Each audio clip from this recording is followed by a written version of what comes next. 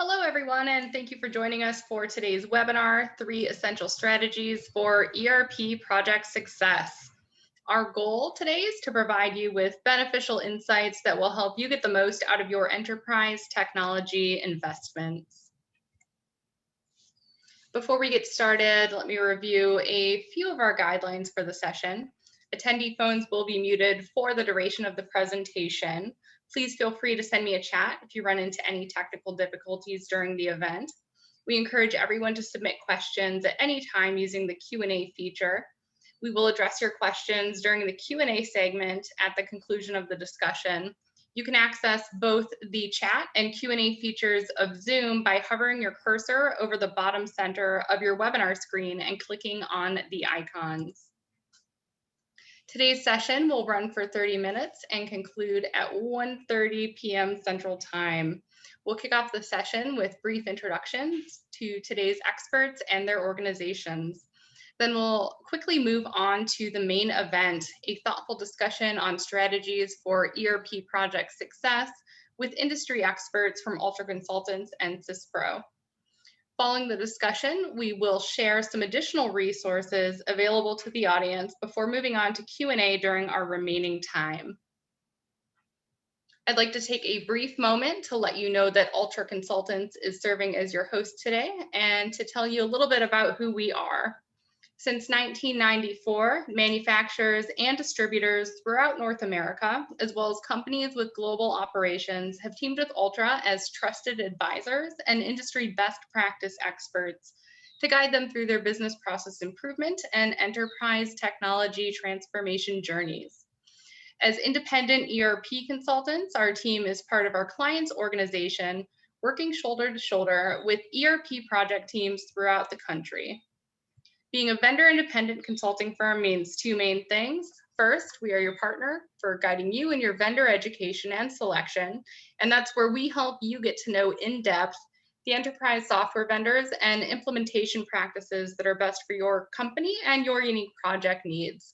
Second, we are also your partner for helping you discover how to make improvements throughout your organization using your chosen technologies. Please feel free to reach out to me if you would like to learn more about Ultra Consultants or visit us at ultraconsultants.com. We have a special guest joining today's panel from SYSPRO, a global independent provider of industry-built ERP software designed to simplify business complexity for manufacturers and distributors. SYSPRO focuses on delivering optimized performance and complete business visibility that is highly scalable and can be deployed on-premise, in the cloud, or accessed via mobile. SYSPRO's strengths lie in a simplified approach to technology and a commitment to future-proofing customer and partner success. This is Kristen Brenda, Marketing Program Manager at Ultra and your moderator for today's webinar. I'd like to welcome Jodi Foster, Senior Project Manager with Ultra Consultants. Jodi has over 18 years of experience leading enterprise strategic software development and business process initiatives. She specializes in implementing complex ERP projects, developing project strategies, and establishing best practices and building end user relationships. I'd also like to welcome our special guest expert, Dawn Gorey, ERP Product Manager with SYSPRO USA. For the past 25 years, Dawn has dedicated herself to the SYSPRO product. Starting as a support analyst, Dawn has been an integral part of each of the services departments throughout the years and is now ERP Product Manager for the US region. Thank you both so much for joining us today. All right, now on to the main event. And for this, I will hand it over to you, Jodi. Thank you so much, Kristen. Welcome, everybody. So today we are going to talk about the 3 essential strategies for a successful ERP project. Let's dive right into strategy number 1. It is imperative that you make the project your top priority. If you are not in a position to make this project your top priority, then we strongly encourage that you delay it until it is. An ERP project is a major undertaking that will impact your entire organization. This is a business transformation. Our experience here at Ultra is that we really stress this to our clients, that in making the project your top priority, we make sure that you fully understand that, and the commitment not only from the project team, but also throughout the entire company as the project progresses. We have found that the companies that understand this and make it a priority have a much more successful project experience. Those who do not often experience not only delays, but money delay impacts with finances, as well as project fatigue. I know that recently I've had a client that just recently we've had this conversation, and they themselves have decided to hold off until they can make this a priority after we had a detailed conversation about the importance of this. With that being said, we understand that there are day-to-day business priorities that will impact the project. Excuse me. You have your day-to-day business priorities that need to be handled, but at the same time, the project as well has to be addressed. So there is a little bit of a rub there. Hey, Dawn, what is your experience with this? Hi, Jodi. Thank you. You know, it's interesting because we get this very often, that people are wanting to have, you know, unrealistic expectations as far as how fast something can be done, because we're coming into our busy season or whatever that case may be. I have found that, you know, if you're not going to make this a priority, as you have, Jodi, if you're not going to make it a priority, it's not going to be a success. You're either going to just slap in a system just to say we're live, but you're not getting the best ROI out of it, the most efficient ways of doing business, and so on and so forth. So if you're not going to make it a priority, you're not going to really get the benefit of what you just paid for, it's not worth doing at this time. The other thing is in addition to what you were saying about it being a rub to your day-to-day, I have found those that are utilizing an existing resource is always going to slow things down. Always suggest that they have an internal project manager, because they're going to keep everybody at that organization in alignment. You know, you are going to have a ERP project manager, but they're just to keep the project going from the ERP side and from the software side and your consultant side. It's not something that they can make sure your employees and your internal resources are going to stay in alignment and stay on time. So it's something that it's definitely something that you really need to consider when you are going through such a major project as an ERP digital transformation. Yeah, I could not agree with you more. And you do bring up a great point that I want to call on before we move on, is that many times clients do think, right, that the ERP vendor project manager they selected is going to be looking at the whole picture. Now, obviously that project manager has their best interests at heart, but they're going to be focused on what the vendor needs to complete. Exactly. Somebody needs to represent the client and what the client needs to be ready and ensure readiness on their end. I could not agree with you more. Absolutely. I mean, it's just that the realistic expectations set all around this project is just imperative. You just have to look at truly how much time it's going to be taking, and if you can afford to commit that time. And if you can't, you have to look to see why you can't. You need a system, or else you wouldn't have bought a new system. Right. So you have that. So you've got to look at, well, we just purchased this. We have these pain points that we are wanting to solve. If you don't focus on them and put a little bit of time up in the front end, it's just going to keep regurgitating, and you're going to continuously have these pain points. Put the time and the effort in now, so then in 6 months, 9 months, or 12 months, however long your implementation takes, you will at least be able to find those efficiencies and be able to see that it's not going to make a difference anymore, because you did do the planning and you put the time and the effort into it. Absolutely. And that's great. That's a great lead into the next slide that I want to touch on, is setting up regular executive communications.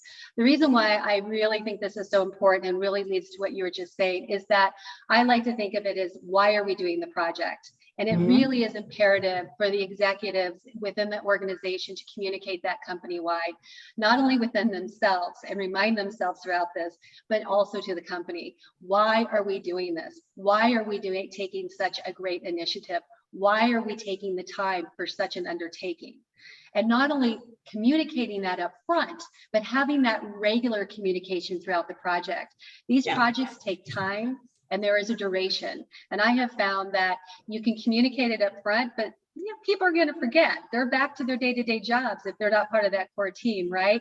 So incorporating that communication in company meetings, fireside chats, newsletters, but it's imperative that the stakeholders, the key executives, are aligned and communicating this regularly and consistently. Dawn, what are your thoughts on that?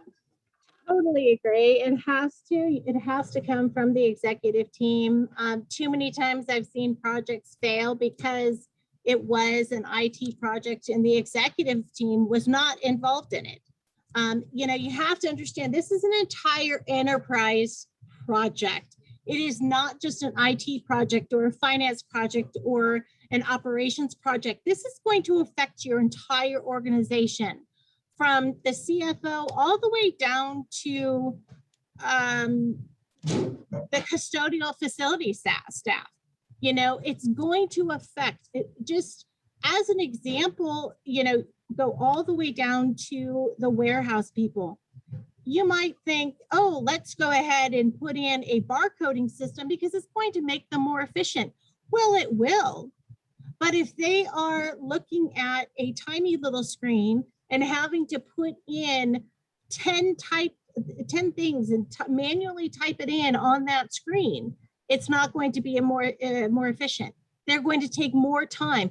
You need to have everybody involved and everybody looking at this project. Obviously, from the executive team directing that this is going to happen. It is a total change management type of a situation.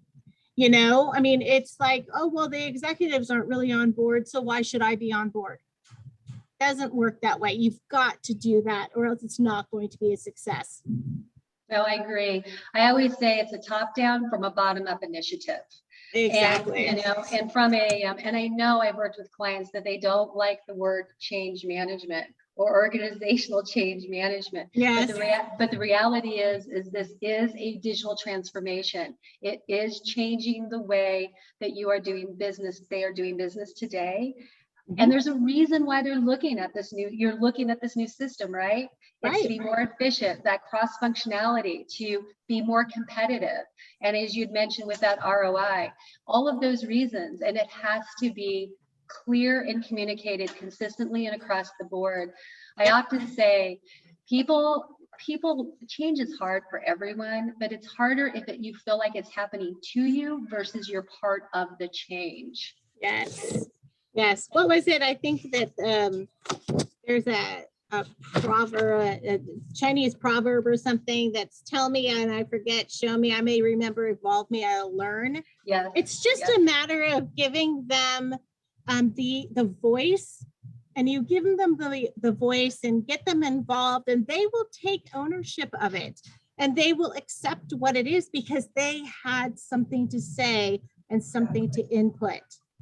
You can't minimize the importance of involving everybody that this is going to impact, even in the smallest way, because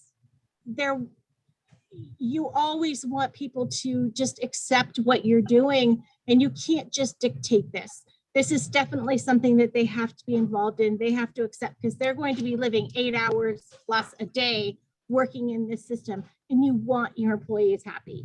You want them to be able to see that they are getting benefit of it, not just the finance team or the IT team or the operations team. I'm getting benefit for it. Absolutely. Yes, what's in it for me? Absolutely.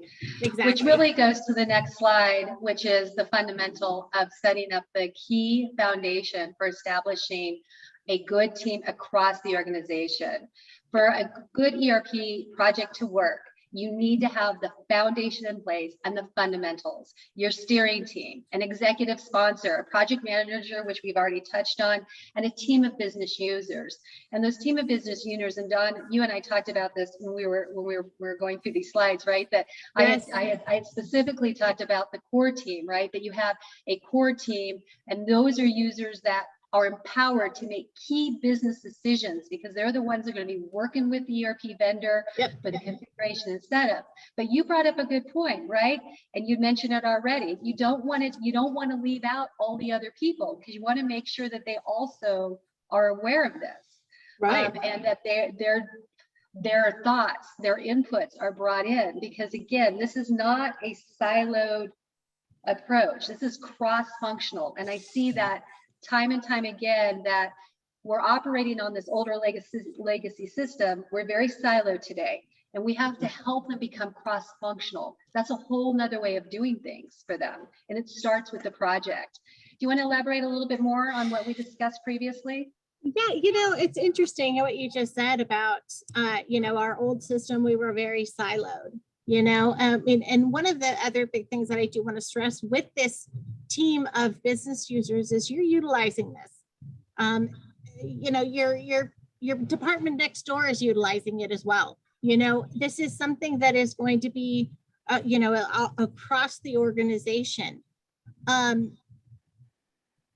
I've seen so many projects where they say, well, that's not how we've done it before.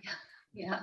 And it's like, well, then why do you feel you need to buy a new software and go through an entire project to change and to improve what you've done? You don't want to just accept what you've done before. And you need to have healthy debates on what it is that's going to improve efficiencies and improve everybody's interaction with the product and with the software and with their day-to-day business. As far as all of the important members of each one of these teams, of the project team, you can't skimp on who you include. Obviously, you're going to have your core 5 people, your project manager and the main business users. But you have to involve everybody, because as a manager of, let's say the accountant or the controller, they are, over everybody in accounting. Okay, but they don't know how AP actually runs, what they have to do to, in general, they know, but they don't know all of the steps for that business and what that's going to be. Involve your team, because they're the ones that know day to day what you're doing. And if you don't involve them, you won't be able to know all of the issues that you're having. And they will just be, well, that's what they're telling me to do. And that's not going to fly. Right. One of the things that we don't have listed here, and you brought up another good point, was along with the core team, we always encourage too what we call subject matter experts, and those are like with finance, your key person from AP, your key person from AR, your production line supervisor if they are not on the core team, whichever, across the board, because they do know the day-to-day. So you may be a manager and part of that core team and empowered to make decisions, but when it comes to making a decision on whether we're going to keep the old, accept the new, or go with the customization, those people are really the ones that are going to be able to provide the most value of what the impact of that decision is going to make. I always respectfully challenge my clients if they are looking at an enhancement, if you will, a customization out of the box, and saying, is this really Is the time and the money that it's going to take for you to do this, is this really a value? Now, if it is, we're going to do it. But let's have the conversation. Understand what it is that what you're committing to and why you're committing to it. And the same goes true with if you're wanting to keep it the old way. Because I've had clients want an enhancement to keep an old to keep an old process in place. And it's like, okay, well, let's understand, why are you doing this? Is it a resistance, or is it really a value add to how you're running your business today?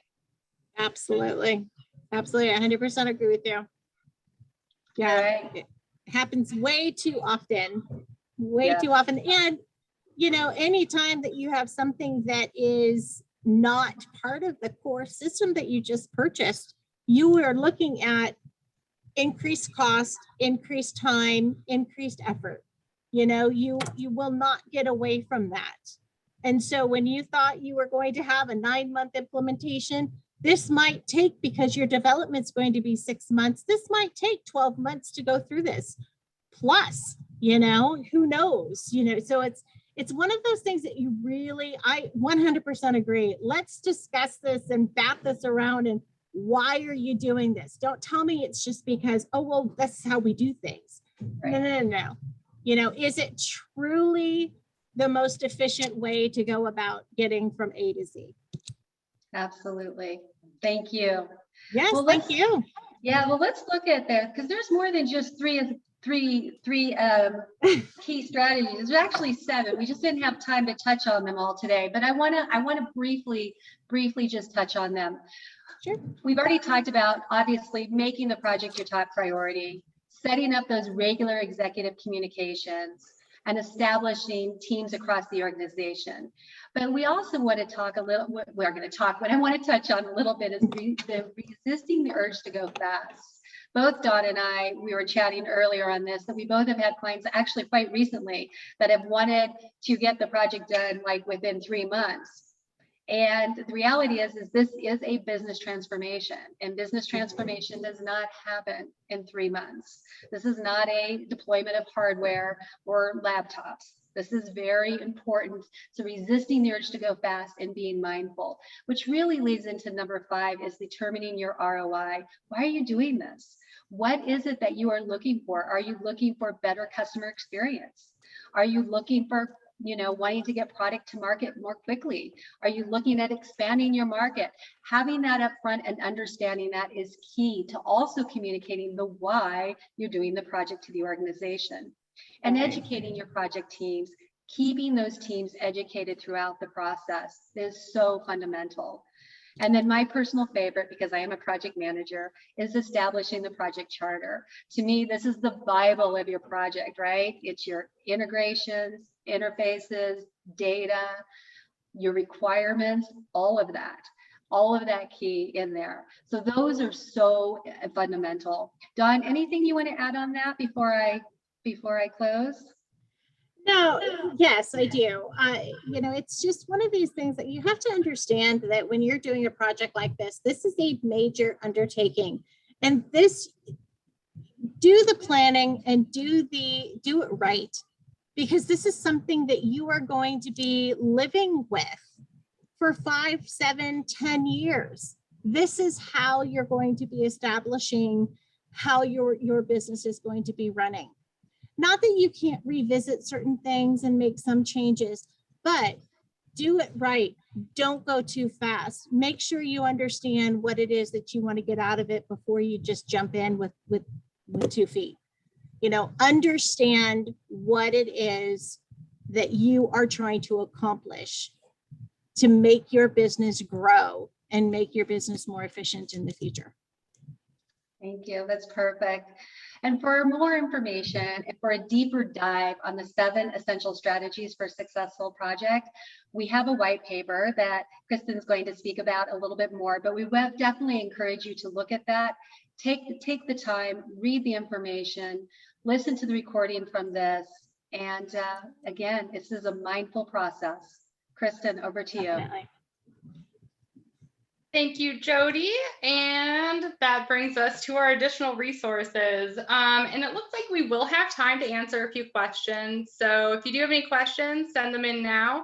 Just as a reminder, you can access the Q&A feature by hovering your cursor over the webinar screen and clicking on the Q&A icon. All right, so we do have some resources. As Jodi mentioned, our 7 essential strategies for a successful ERP project. And then we also have the 2021 ERP Technology Value Matrix from Nucleus Research. That ebook is a concise assessment of the operational value that ERP solutions deliver. This year's report recognizes SYSPRO ERP as a leader in ERP technology.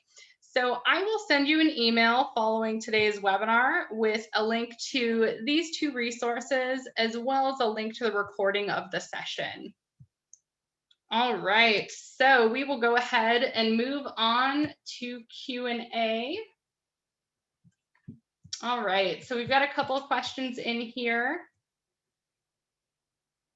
All right, how can we understand how much time will be needed from our team members before we get started with the project? I'll take that. One of the things that we do is when we're looking at kicking off a project and teeing up the project, we come together and we look at the amount. This really depends on the size of the project, right? But we typically say at the beginning of the project, you have a percentage of time that is going to be from your core team and a percentage of time from your subject matter experts. Because again, let me take a step back here and say we have steering team time, we have core team time, and we have subject matter expert time. And there's a different, and based upon the stage of the project is going to be based upon the percentage of time that we're going to need. At the beginning, that's really the preparation. We're gonna build out the project plan, we're gonna get the team organized and such as that. Heavy lifting is really going to be on your project managers. When we get into the build stage and the configuration stage, this is really whenever you're going to be looking at a high percentage of your time, and depending on the size of the project, anywhere from, and Dawn, please correct me if I'm wrong, if you see it different, anywhere from as low as 25%, which is really low, to up to 50% for that entire build and configuration.